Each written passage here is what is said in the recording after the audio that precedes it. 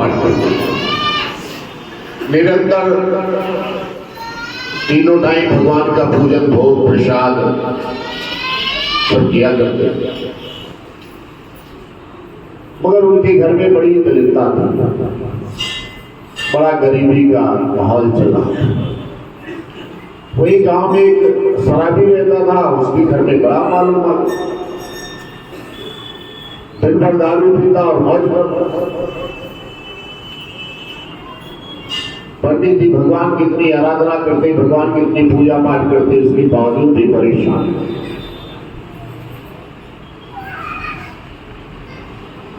एक दिन उधर से नारद जी जा रहे थे। नारद जी पंडित जी को मिले कि पंडित जी बताओ, भगवान को कोई संदेशा तो नहीं कहना है?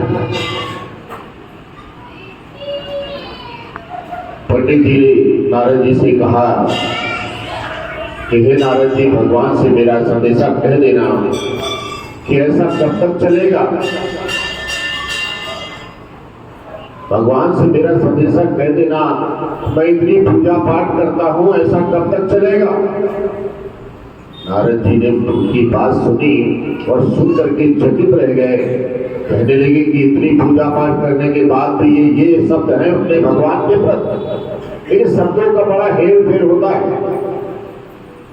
फिर नारद जी ने कहा ठीक है, भगवान से जाके कह देंगे। आगे जब पहुंचे तो उधर से शराबी लिए डंडा टहल रहा था, तो नारद जी नारद रुको, कहां जा रहे हो? नारद जी ने कहा नारायण नारायण, मैं प्रभु के पास जा रहा हूं। ठीक है, तेरा कोई संदेशा भगवान से कह देना। क्या कहना भगवान से? भगवान से ये कह देना जो दिया है इसमें कटौती ना करें, बिल्कुल कटौती ना करें। नारद जी ने सोचा बताओ, धमकी दे रहा भगवान को। खैर कोई बात नहीं, नारायण नारायण नारायण। जब भगवान के पास पहुंचे नारद जी, भगवान ने उनकी आओ भगत की और सारे हालचाल पूछे। पूछने की बात कहा कि नारद कोई धरती से संदेशा लाए हो क्या? नारद जी ने कहा कि हाँ प्रभु, एक ब्राह्मण देव हैं, वो बड़ा परेशान रहते हैं, आपकी नियमित पूजा करते हैं, पाठ करते हैं, बड़ा आपके पूजन में लगे रहते हैं। क्या कहा उन्होंने? तो उन्होंने कहा कि भगवान से कह देना, ऐसा कब तक चलेगा?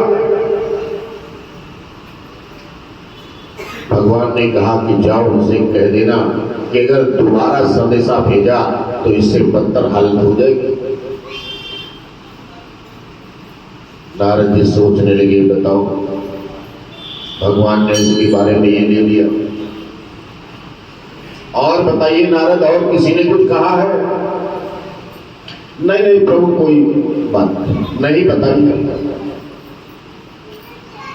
प्रभु एक शराबी है, उसने कहा कि भगवान से कह देना जो दिया है उसमें कटौती ना करें। भगवान ने कहा कि जाओ उसे कह देना जो तुम्हें मिला है इसी तरह मिलता रहेगा, सदा खुशहाल रहो, प्रफुल्लित रहो। और नारद जी तो बड़े सोच में पड़ गए। वो शराबी, उसको भगवान कह रहे जो तुम्हें मिला है इसमें कटौती नहीं होगी, सदा खुशहाल रहो।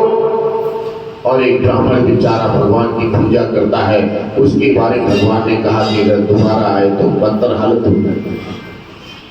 जाओ नारद, जवाब तुम्हें वही मिल जाएगा। भगवान से पूछा कि प्रभु ऐसा क्यों? भगवान ने कहा कि नारद चाहिए जवाब तुम्हें वही मिलेगा, चिंता मत करो। रास्ते में फिर पंडित जी मिल गए। पंडित जी ने कहा बताओ नारद, भगवान जी ने हमारे लिए क्या कहा है? नारद जी ने कहा कि भगवान ने तुम्हारे लिए संदेशा यही दिया है कि अगली बार अगर तुमने संदेशा भेजा तो इससे तुम्हारी बदतर हालत हो जाएगी। पंडित जी ने आओ देखा था, कहने लगे मुझे मालूम था भगवान यही कहने वाले, मुझे पहले ही मालूम था भगवान ऐसे करने वाले। और नारद जी बेचारे बड़े सोचने लगे, बताओ ये भगवान का भगत है या शैतान है, भगवान का दुश्मन। नारद जी अपना नारायण नारायण करते हुए आगे बढ़े तो शराबी डंडा लिए पर मिल गया। रुको नारद, बताओ मेरे लिए भगवान ने क्या कहा है। नारद जी कहने लगे कि तुम्हें भगवान ने कहा है कि सदा प्रफुल्लित रहो और जिस तरह खा पी रहे हो उसी तरह मौज करो।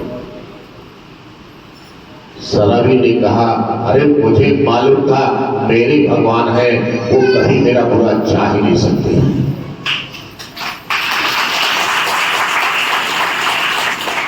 वो मेरे भगवान है, वो कभी मेरा बुरा नहीं चाह सकते हैं, और मैं जानता था कि मेरे भगवान यही कहेंगे।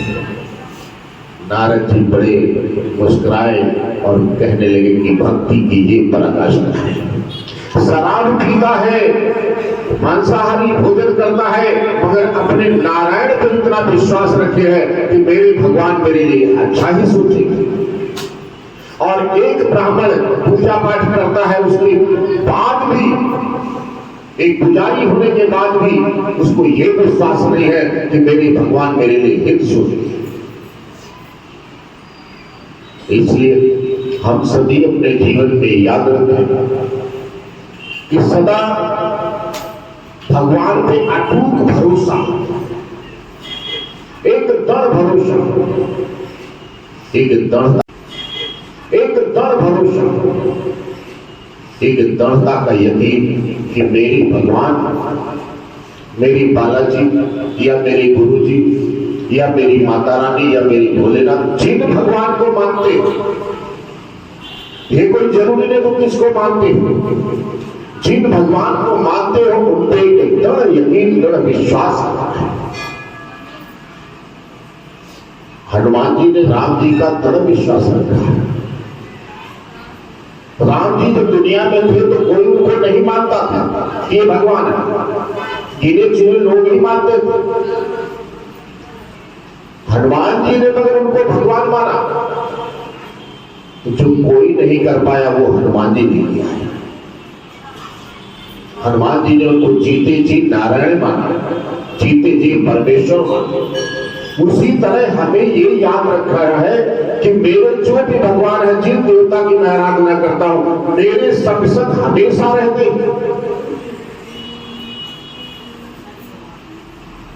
एक दिन भगवान भोलेनाथ कहने लगे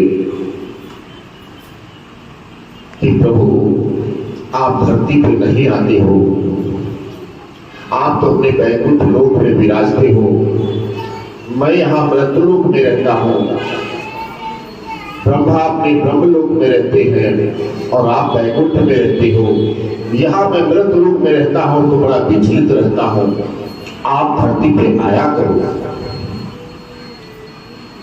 भगवान की बात भोलेनाथ की सुन करके भगवान विष्णु कहने लगे कि प्रभु मैं क्या करूं, मुझे हर कण में शंकर नजर आते, हर कण में मुझे शंकर नजर आते, धरती पे तो मैं करूं तो क्या करूं, मैं पैर रखता हूं तो मुझे शंकर नजर आते, मैं कैसे पैर रखूं, इसीलिए मैं नहीं आता है।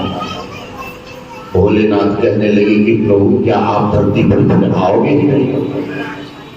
कहने लगे विष्णु जी कि प्रभु आप ही कोई उपाय बताएं, उपाय रास्ता दे हमें तो मैं आऊं। भगवान भोलेनाथ कहने लगे कि तुम घोड़ बन जाओ जिसके पैर ही न हो। तो भगवान भोलेनाथ के कहने पे विष्णु जी सर्प का रूप धारण नाग बन गए और भगवान शंकर के गले में शोभायमान हो गए। तो दोनों देवता हमारे धरती में विराजमान रहे। ये याद रखो, कलयुग में, सतयुग में, द्वापर में, त्रेता में हमारे देवी देवता समय समय पर आकर के हम सबकी रक्षा करते हैं। कभी किसी साधु के भेष में, कभी किसी संत के भेष में, कभी किसी महात्मा के भेष में, कभी देवी देवता भैया भवानी के भेष में, हमारे देवी देवता हम सबकी मदद के लिए 24 घंटे तत्पर रहते, हमें वो अकेला नहीं छोड़ते। पर मुझे समझने की जरूरत है कि हम उनको इतना समझ पाते हैं, जितना ही हम उन्हें समझ पाएंगे उतना ही वो हमारे करीब होंगे और हम उनके करीब होंगे। जैसे शिव जी और विष्णु जी एक दूसरे के संग संग रहते हैं। बोले बालाजी महाराज की जय। ओम श्री हनुमते